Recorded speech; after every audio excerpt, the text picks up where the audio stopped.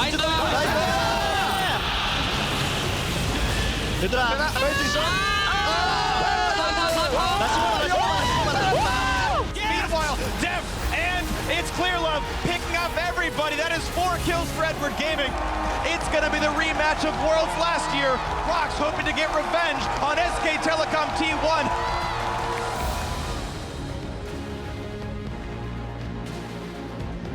Hello, and thank you for joining us for this quarterfinal edition of Worlds tonight. I am your host, Rivington Bism III, along with Clement Chu and Isaac Azael Cummings Bentley.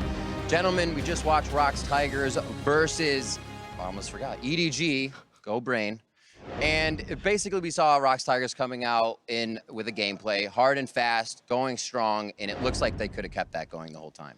Yeah, I definitely think they could have. And honestly, for me tonight, Peanut really showed up. This guy took over. He was smashing in pretty much every single game, and he kind of removed all doubt. A lot of people are talking about who's the best jungler in the world. Is it Clear Love? Is it Peanut? Before the tournament, I don't think there's a question anymore. Yeah, and this is really the Rox Tigers coming out party because they lost to a wildcard team in group stages. They're looking much better now, and they're earning their spot as the #1 on most of people's predictions. I mean, was there kind of a question coming into today for you guys on this match, Rox versus EDG? Could it have gone either way? I definitely think so. I mean, because of Rox's weak group stage, at least weak for their standards, they were the shakiest Korean team coming out of groups, at least for me. Yes, there was kind of a wrench thrown into the gears of EDG. They had a sub, but still, I did think that there were some weaknesses that could be exploited for Rox, but they're looking right back on form, how they were looking in the LCK. I really think it was more questions on EDG's side. Can you really be a top jungler when you don't have top mechanics from Clear Love? And today, they just didn't show up. It looked like EDG wanted to get back at everything Rox was doing. They were trying to be proactive, but everything became reactive. We saw in game 1, and we thought it would happen. Koro got focused, and then EDG would try to go to the bot lane. Yeah, I mean, Koro got completely focused, and a lot of this was really just the Peanut show. He was making return ganks. He's proactive around the map, and where is Clear Love during all this? Nowhere. The guy was paralyzed. He just couldn't keep up with Peanut. And you look at Rox Tigers, they just play so fast, and a lot of these are just outplays and executions with no hesitation. Right here, Gorilla, this is just such a great turnaround. They picked a good composition to go against the Rise, and they just punish on so many of these plays. Like, EDG just can't find the way to win fights. We really saw the importance of the Aurelion Soul as well. You know, it was kind of on the back of that EDG did get their own win.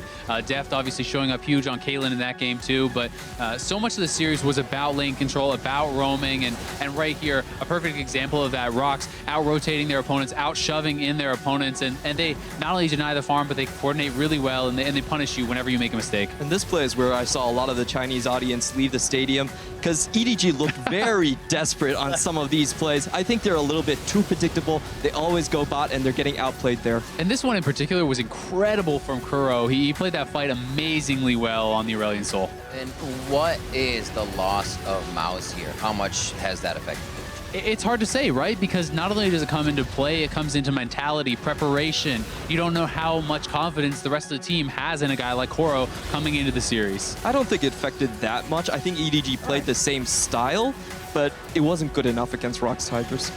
What, if anything, could have happened for EDG, maybe out of picks and bans, maybe throughout the gameplay, that they could have focused to find a little bit more success? To me, it just, Clear Love was getting out jungled too hard. He needed to be more active on the map. He needed to be moving around, getting stuff done for his team, because there was quite a few games here, actually, where his lanes were holding up quite well. They were getting stuff done, but Peanut was everywhere. This guy was killing the whole team, and even in the last game, you saw failed execution from the Lee Sin gank. He could have flash kicked in his opponent, gotten a first blood. Instead, he fails that, then they get turned around on. They lose 4 kills off that, and these are the mistakes that you cannot make against the Rox Tigers.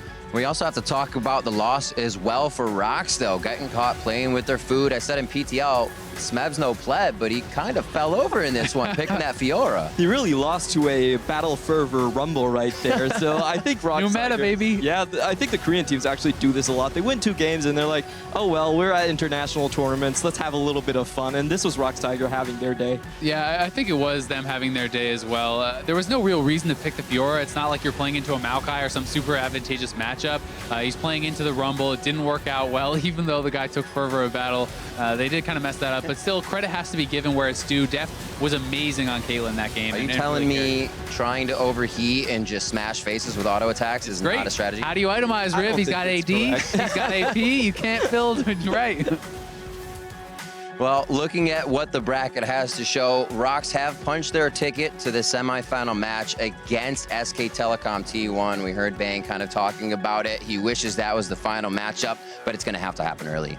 Yeah, it certainly is. And I think that this is kind of a historic matchup. This is a rematch of last year's World Finals. These guys have been battling and battling. SKT always comes out on top. They beat them both times 2-0 in the summer split. And Rocks, they're a team that needs to prove that they can take down SKT if they are ever going to be the world champions. I mistake that was Prey talking about it, not Bang, but go ahead. I will say about this matchup is that I don't think Duke is as good as Marin is, and now Smeb has really shown up.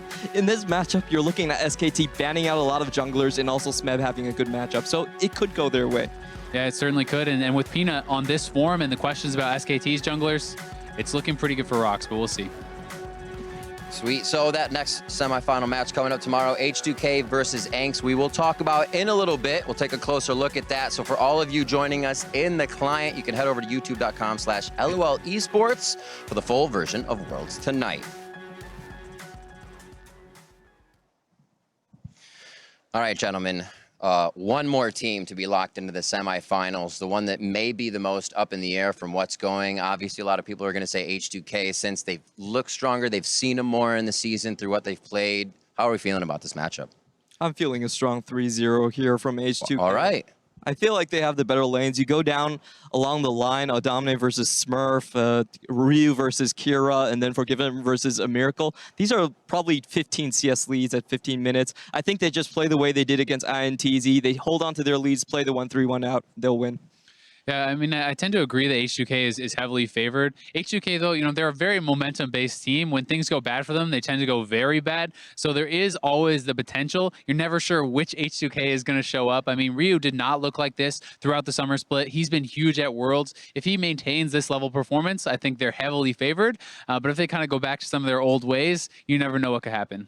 Is there a way that, as people have been saying, ANX kind of does their own thing, they scrim their own thing? Is there a surprise where it's not just that 3-0, even Angst taking the first few games and putting that on tilt for H2K? I feel like if you look at the Baron plays, this is where ANX actually has a chance. They steal a lot of early Barons, while H2K plays a lot of 50-50s. So if ANX somehow gets an early Baron and snowball the lead from there, they could tilt the EU team. Tilt is a word I learned from EU. I've never heard it from America.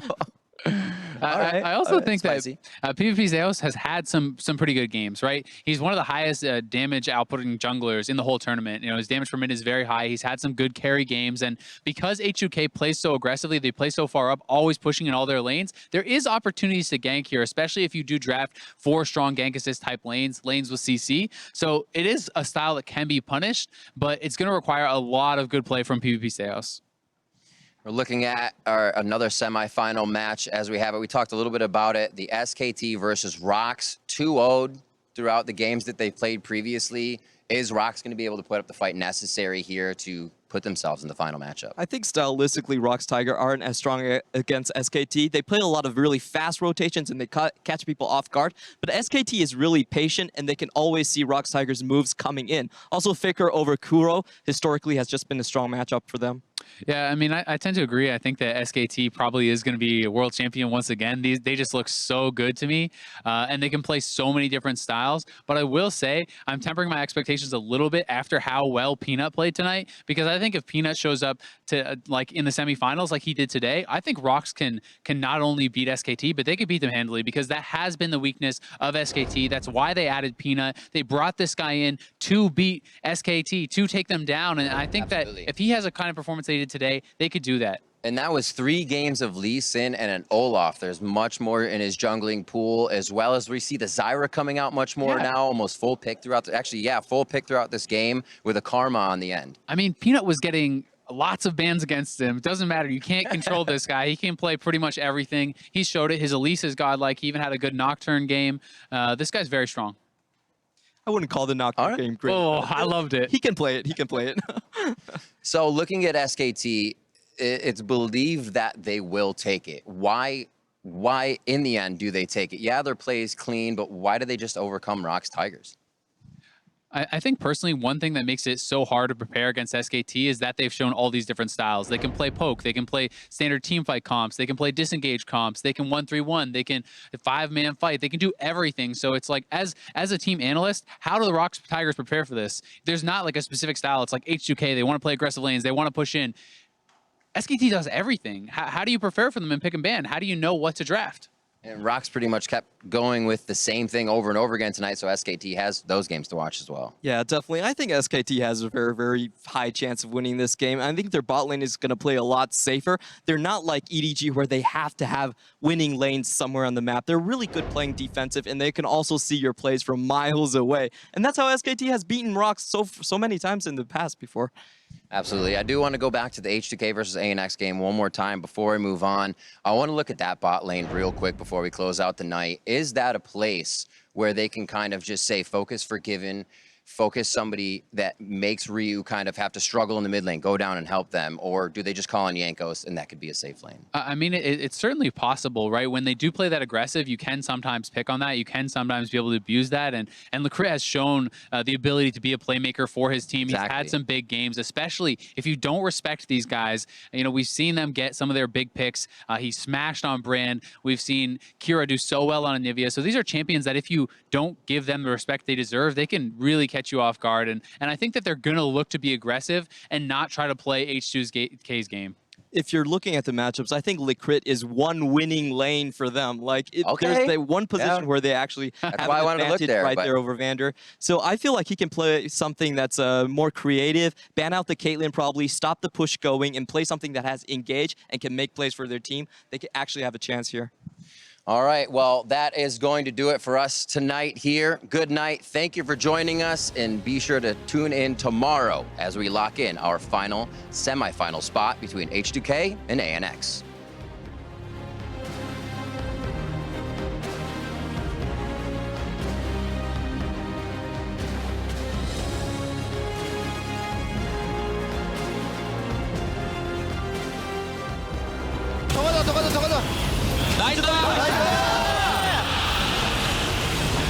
얘들아, 뺄 수 있어?